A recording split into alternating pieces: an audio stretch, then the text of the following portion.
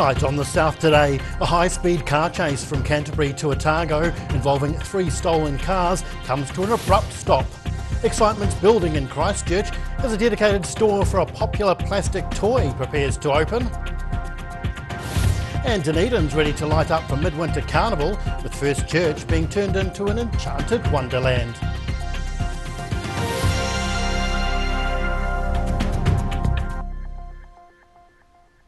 Kia ora, good evening, I'm Dave Gooselink. It was a busy morning for local police following a high-speed car chase that travelled from Canterbury through to Otago. The offender allegedly drove 3 stolen vehicles during his road trip, including a VW, which came to a flying stop just north of Dunedin after police laid down road spikes. A high-octane, high-speed car chase finally coming to an end in Waitati. The male offender started his journey in Christchurch this morning, allegedly stealing 3 vehicles along the way.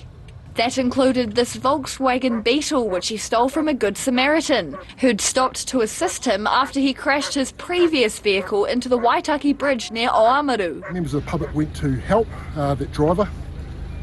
One of the members of the public that went to help had his car stolen, which is the VW that you see in the ditch down there at the moment. Police received multiple reports of dangerous driving relating to the stolen vehicles, the driver allegedly clocking speeds of up to 140 kilometres per hour during his journey. We had reports of him driving across double yellow lines, going on the wrong side of the road in blind corners, so it was a real danger to the public, and we had concerns for the safety of the public, obviously. Police used road spikes 3 times to try and slow the fleeing vehicle on Double Hill Road around 10:20 on Friday morning, before ramming the VW off the road on State Highway 1 near Waitati. Some roads were closed while the chase was going on for the public's safety. A 30-year-old man has been taken into custody and believed to be uninjured after the final crash, with several charges likely. In Dunedin, the South Today. Well, Otago University has suffered yet another financial blow, with some major overseas donors who got their degrees in Dunedin now abandoning the institution. Some major United States-based donors have cut the university from their wills due to frustration with its recent financial management and what they've described as woke ideology. Otago University says donations make a significant impact to the institution. It received $16.7 million last year. Alumni and the University of Otago in America former President Neil Matheson says it's sad to see an institution they love go down the gurgler. He's one of a number of donors who've decided to cut ties with Otago, citing the university's decision to spend almost $700,000 on a proposed logo change during a financial crisis, as one big example of mismanagement.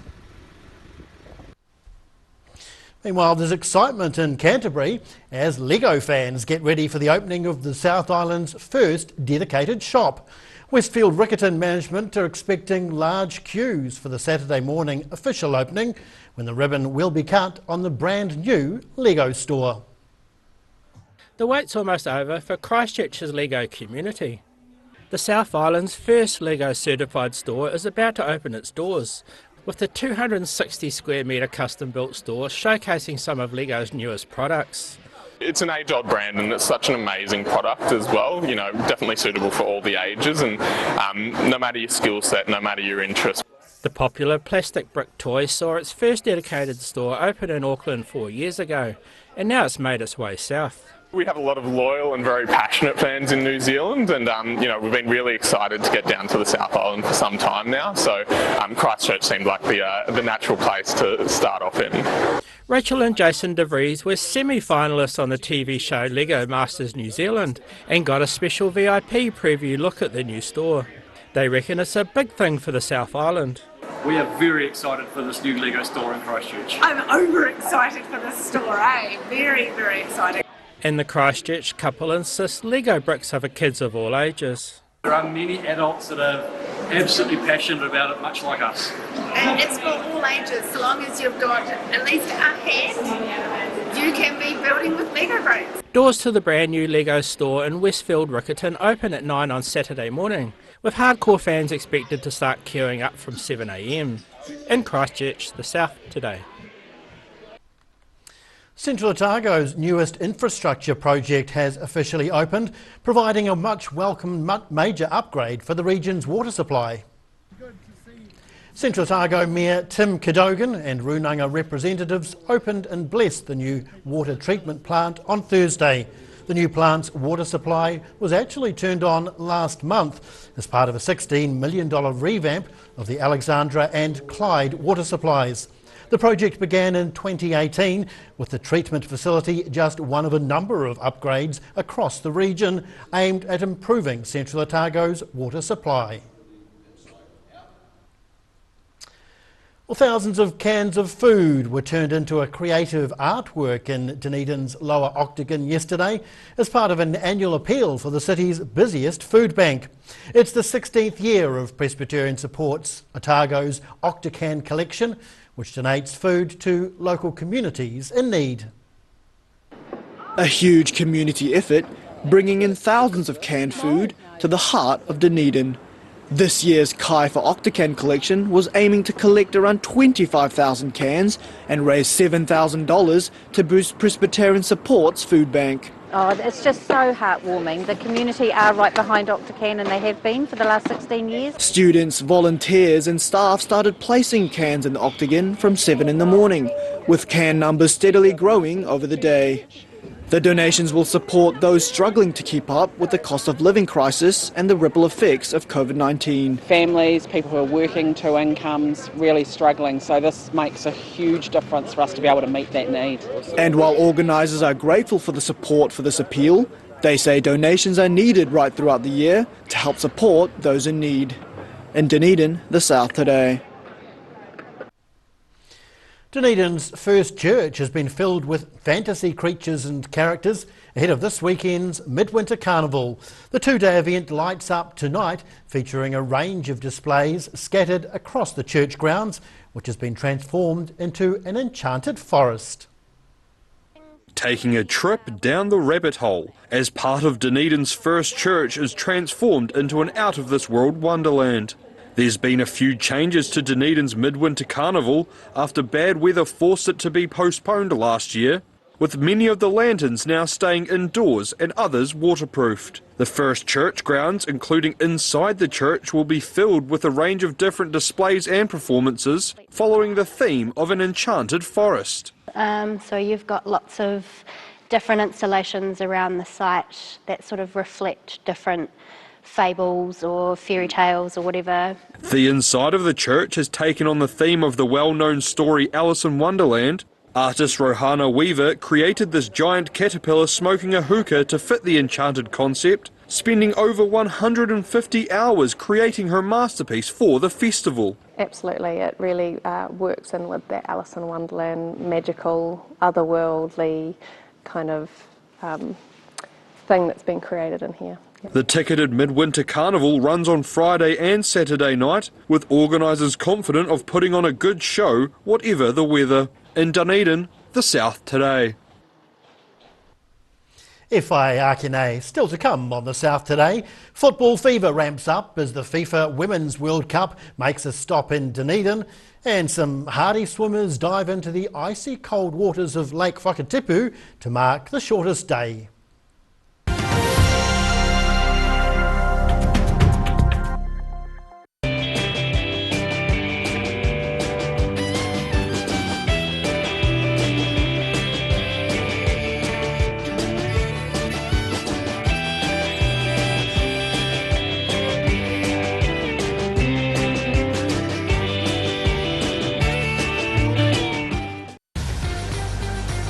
Drive away your way with 3 incredible offers on the Honda CR-V Adventure Ready range.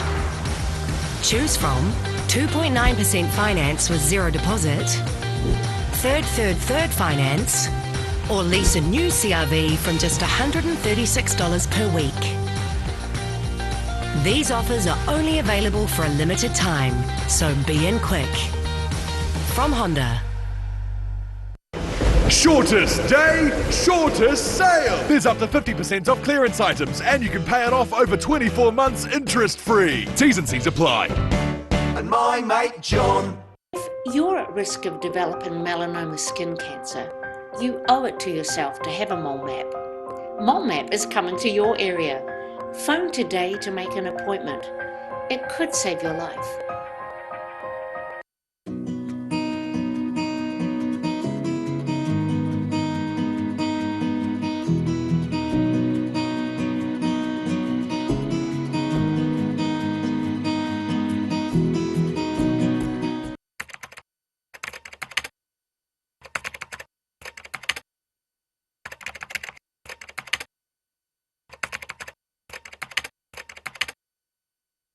Here at Age Concern Otago, we offer a range of services to support Otago seniors to age well with dignity and independence. We provide social work support, visiting service, health promotion and social activities. Check out what we have on offer at ageconcernotago.com. Aero, used by Australia's top bowlers with their unique Z-scoop grip that redefines the game. Machined with robotics for unparalleled accuracy, Aero, same line, every time.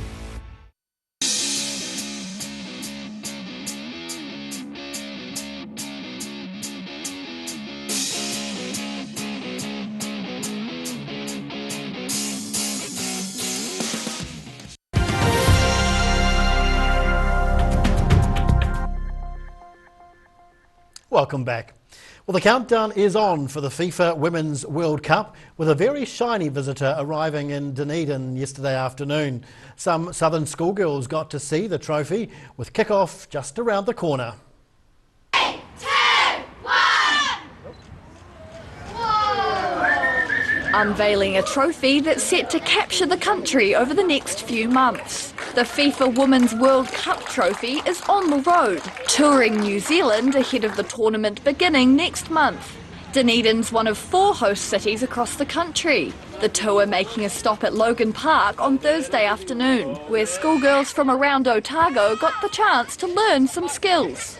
A lot of emotions are actually coming through my head. I've always wanted to see the World Cup in person. The trophy will be showcased at various events across Dunedin over the next few days, as football fever ramps up in the south. It was just amazing. I was going to cry in tears because it was just so cool. The unveiling encouraging the young football fans to get involved. Some making big plans for the tournament. I saved my birthday money and I'm going to the semi-finals in Auckland, and I'm also going to a few other games in Dunedin. Dunedin hosts its first game of the FIFA Women's World Cup next month, as Switzerland meets the Philippines at Forsyth Bar Stadium. In Dunedin, the South today.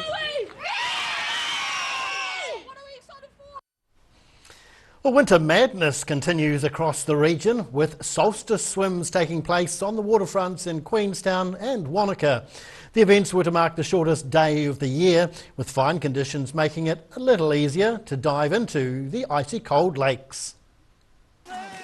There were big splashes for the shortest day of the year, as a group of adrenaline-seeking souls hit Queenstown Beach early on Thursday night. Around 30 dippers were keen to brave Lake Wakatipu for the annual winter solstice swim, organised by the Southern Lake Swimming Club. The hardy bunch lined up in front of the bathhouse restaurant before running headfirst into the frigid water, despite the lake temperature being a teeth-chattering 5 degrees. But the chilly conditions didn't seem to bother the swimmers, with people shivering their way out the water with big grins on their faces. It was amazing, coming here, and it was cold at first, but then it was just amazing, and I'm feeling great. It's amazing. And while some took the plunge purely for the experience, others had a more holistic approach to the solstice swim. I discovered this practice in lockdown, and it actually changed my life, really. It helped a lot for my mental health and my general health. After a quick dunk into the icy cold lake, swimmers made their way to grab towels and robes to warm themselves up. But for serious swimmers, there's an even cooler challenge on the horizon, with a 1 kilometre Winter Legend event in the lake next month. In Queenstown, the South today. And of course, Dunedinites get their chance on Sunday at St Clair Beach. Now recapping tonight's top stories on the South today. A high-speed car chase from Canterbury to Otago involving 3 stolen cars came to an abrupt final stop near Waitati. Lego fans are getting their own dedicated store in Christchurch as the country's second store prepares to open. And Dunedin's first church has been turned into a glowing wonderland ahead of the Midwinter Carnival opening tonight.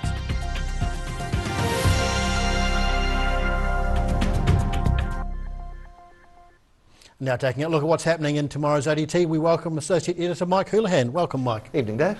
What's in tomorrow? Well, we've got extensive coverage of that car chase that you covered as well. Fairly dramatic, over a couple of 100 kilometres and a few stolen cars in the interim there. Kept some police busy on the road. Certainly did, and has a few motorists worried too, I'm sure. We've also got coverage of the funeral of Kristen Mowat, the late co-principal of Logan Park High School, who was farewelled both by the school and the public today. We've got an update on Kettle Park and the cost it may take to remediate it, or otherwise. Oh dear. And also being the weekend, the mix is in there. Feature magazine with plenty of good reading for the weekend. Keep you busy over the weekend. Thanks, Mike. Thank you. Now taking a look at what's happening in weekend weather. The South Today weather, proudly brought to you by MoleMap, the skin cancer detection specialists. Starting with the situation and more days of humid northeasterly airflow this weekend, but expect a shift to much colder southwesterly airflow next week. Heading to the top of the South Island, and Nelson's in for showers and 13 degrees. Greymouth, some cloud and 14 showers also for Christchurch with 13 degrees there. Travelling to South Canterbury and North Otago, moderate northeasterlies here. Ashburton will get showers and 12 degrees, 13 and some cloud for Timaru and Ormadu. Heading westwards to the Central Lakes, light winds and some cloud across the area here. Wanaka, you're looking for 13 degrees, Queenstown back on 11, and Alexandra heading for 14. Heading further south, light northerlies and some cloud in Balclutha and Gore with 14 degrees for both. Moderate northeasterlies and cloudy in the Catlins, back on 12 degrees. Heading across to Invercargill, fine tonight, mostly fine tomorrow with sunny periods and high cloud. A decent high though of 15 degrees, and similar conditions for Sunday, mild with light northeast winds and 15 degrees. Finally heading to Dunedin, low clouds tonight and down to 7. Tomorrow it'll be mostly fine and sunny, some patches of cloud during the day and moderate northeasterly winds may be breezy at times, for a high of 13 and a low of 8. And Sunday will be very similar conditions, there'll be more extensive low cloud at night, but heading for 13 degrees. And that's the news this Friday. For the latest news and videos from the southern region, head online to odt.co.nz. You can follow Channel 39 on YouTube to catch our news bulletins on demand. We're also on Facebook. Just search for the South Today NZ to see our favourite stories from around the regions. We'll see you again next week. Mā te wā.